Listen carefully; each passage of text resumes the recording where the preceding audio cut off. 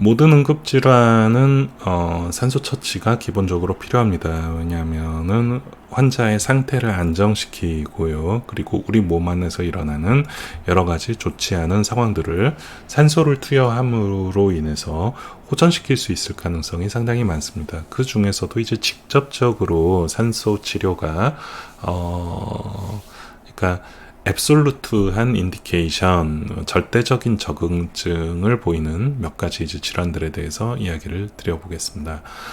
내과 응급 중에서 이제 참 사고도 많이 나고 또 뭐 갑자기 이제 멀쩡하던 사람이 사망하게 되는 여러 가지 병들 중에는 바로 이 에어웨이의 문제를 일으키는 여러 가지 병들이 좀 대표적인 원인이 되겠죠.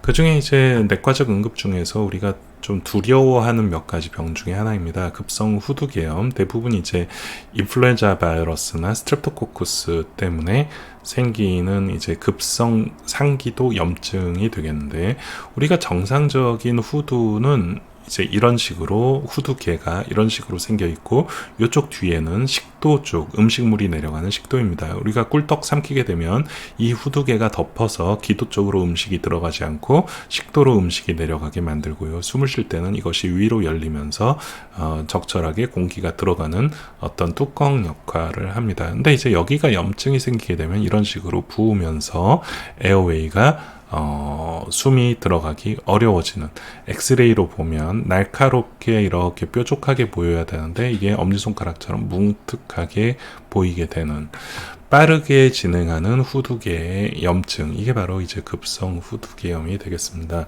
이와 같은 사진은 사실은 후두개염뿐만이 아니라 아나필락시스, 알러지 때도 후두가 붓게 되면은 이런 식으로 갑자기 확 부어버리게 되는 경우가 있습니다. 주증상으로는 고열 인후통, 스트리더라고 하는 거는 휘징하고 스트리더가 두 개가 비슷하지만 좀 다른 개념인데요. 스트리더라고 얘기를 할 때는 호흡을 들이마실 때, 즉 인스피레이션 때 들리는 어떤 피리 소리 같은 거, 예를 들자면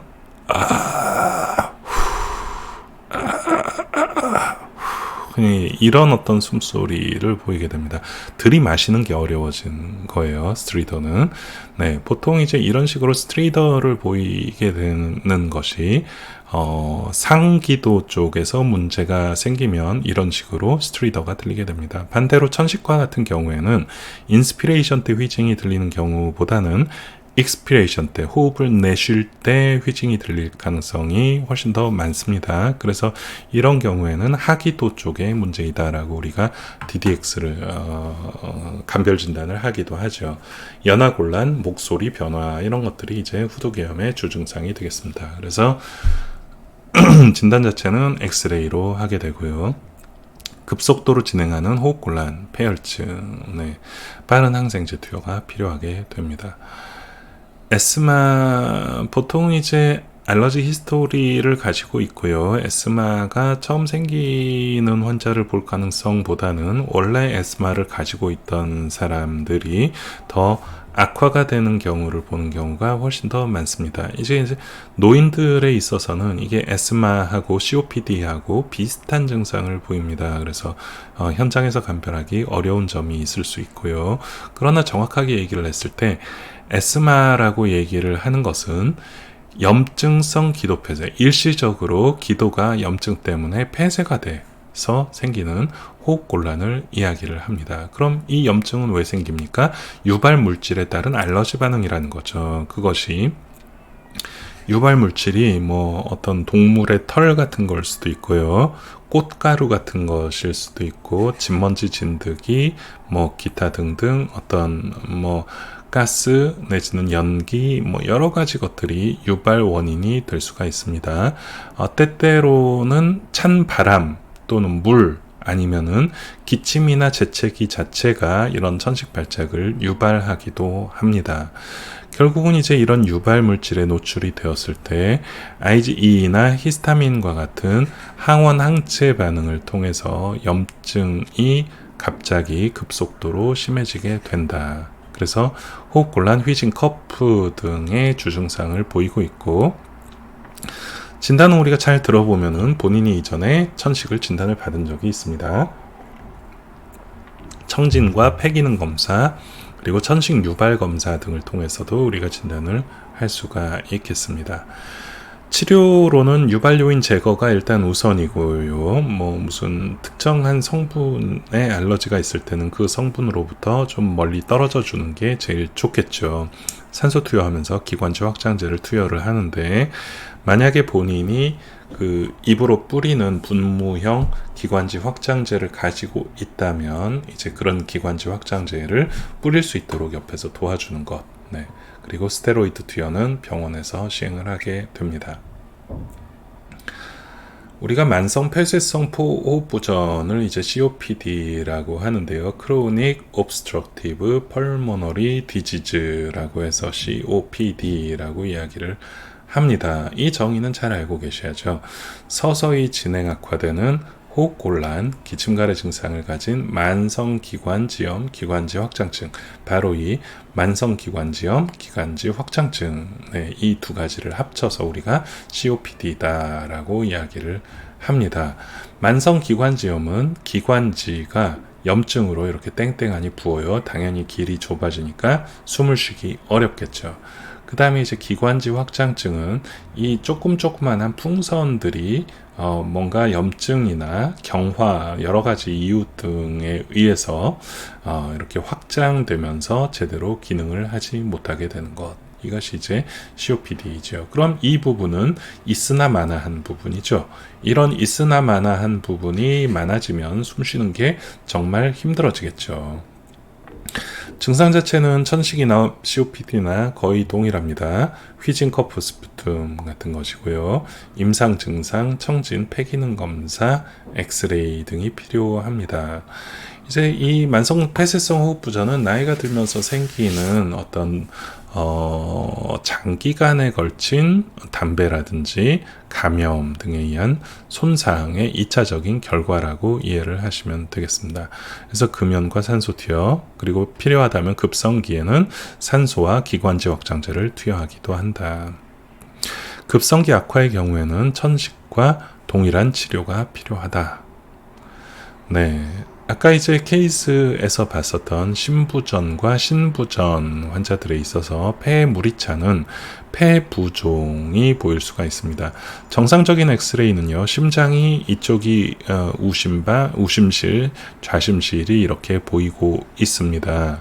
그래서 요만큼만 보이고 폐 자체는 이렇게 정상적으로 공기가 들어가는 까만색으로 보여야 하는데, 지금은 무슨 눈꽃 퍼지듯이 이런 식으로 하얗게 혈관을 중심으로, 이쪽이 이제 폐혈관들이거든요. 폐혈관 중심으로 이렇게 분지상으로 눈꽃 모양으로 하얀 부분들이 번져가고 있습니다. 이것은 아주 전형적으로 폐가 물이 차가는 이제 과정이고요. 폐에 그럼 물이 왜 찹니까? 심부전은 심장이 제대로 수축을 하지 못하는 상황입니다. 심장이 제대로 수축을 하지 못하면 피를 바깥쪽으로 잘 내보내지 못하게 되겠죠. 그럼 피가 심장 안에 저류하게 되고, 저 심장 안에 피가 저류하면 뒤쪽에서 심장으로 들어오는 쪽이 압력이 걸리게 됩니다. 뒤쪽에서 심장으로 들어오는 쪽이 어디죠? 네, 폐죠. 그러니까 폐에서 피가 심장으로 다시 거꾸로 들어오기 힘들기 때문에 폐가 압력이 걸려서 물이 차게 되는 것입니다. 반면 이제 신부전, 콩팥 같은 경우에는 콩팥에서 물을 걸러서 소변으로 내보내야 되는데 그게 이제 제대로 안 되는 것이죠. 그러니까 하수도가 막히니까 당연히 위쪽으로 물이 차게 되는 것이죠. 자, 폐에 물이 차는 현상을 폐부종이라고 하는데, 과도한 혈장량, 심장부전, 신장부전, 또 독성물질 감염 등에 의해서 삼투압 변화가 생길 때 대표적으로는 우리가 화재 현장에서 폐에 유독성 가스가 들어가면은 당장은 괜찮아도 하루 이틀 지나면서 폐가 염증을 일으킬 수가 있다. 또 익수 사고, 물에 이제 잠겼다가 물을 너무 과하게 많이 흡인이 됐다. 이제 이런 경우에도 하루 이틀 지나면서 폐가 물이 차는 폐부종을 볼 수가 있다. 임상 증상과 엑스레이로 진단을 하고요. 산소 투여와 혈장량 조절이 필요하다. 자, PT라고 하는 펄모너리 스롬보 엠볼리즘, 폐동맥 혈전증이라고 한국말로는 번역이 되는데, 혈전이라고 하는 게 피딱지죠. 폐의 혈관에 이런 혈전이 막아서 이 부분이 제대로 기능하지 못하는, 바로 이제 이런 부분이 폐동맥 혈전증입니다. 이것이 어디서 생겨서 폐로 갈까요? 폐로 들어오기 전에 어딘가를 거쳐서 오겠죠. 이제 심부정맥 혈전증, 그러니까 다리 쪽에서 생긴 혈전이 심장을 거쳐서 폐로 가서 막히게 되는 경우가 제일 많습니다. 또 복부라든지 하지 쪽에 어떤 수술을 하거나 또 여자에 있어서 출산을 할 때도 이런 폐동맥 혈전증의 위험성이 높아지게 되는 것입니다.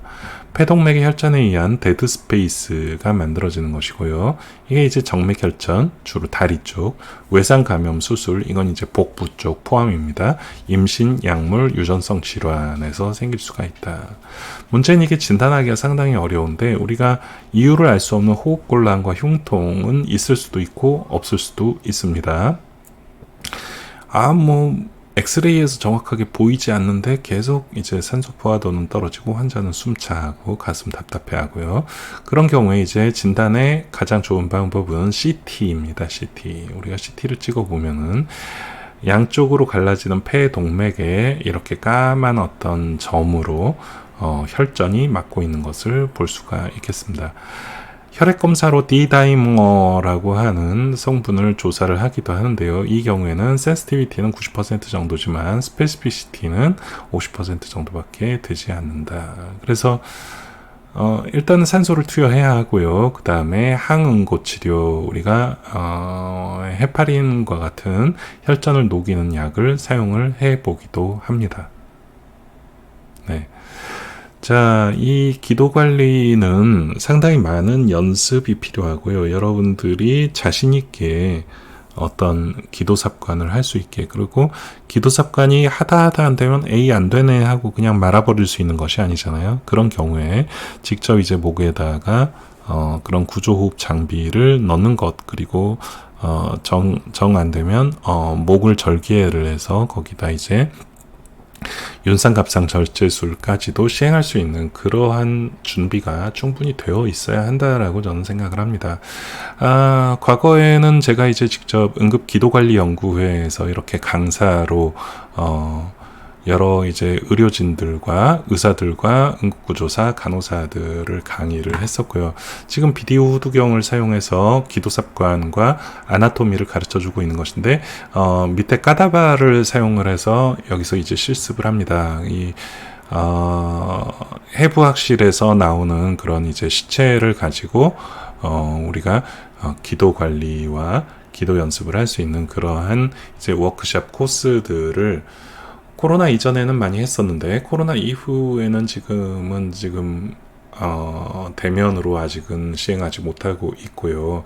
나중에 이제 상황이 호전이 된다면, 여러분들도 기회가 된다면 꼭 이제 이런 워크숍들 열심히 다니면서 여러 가지 기도 관리 방법이나 기도 장비들에 대해서 익숙해질 수 있는 그런 시간들을 가졌으면 좋겠다라는 생각이 듭니다. 자, 이제 정리입니다. 호흡곤란 환자에서 산소 치료는요, 1차적으로 생명을 구하는 가장 기본적인 치료입니다. 나잘 캐뉼로 주는 것만 충분한 것이 아니다.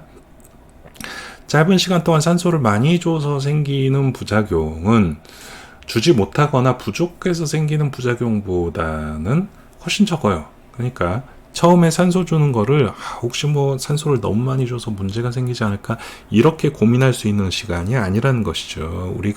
우리가 맞닥뜨려야 하는 응급 상황에서는 일단 낮은 산소는 높여주고 봐야 합니다. 그것이 무엇 때문이든 어떤 이유에서이건 나중에 줄여주는 한이 있더라도 초기에 줘야 할 때 주지 못해서 문제가 발생하면은 그것은 교정하기 더욱 어려워지는 것이다.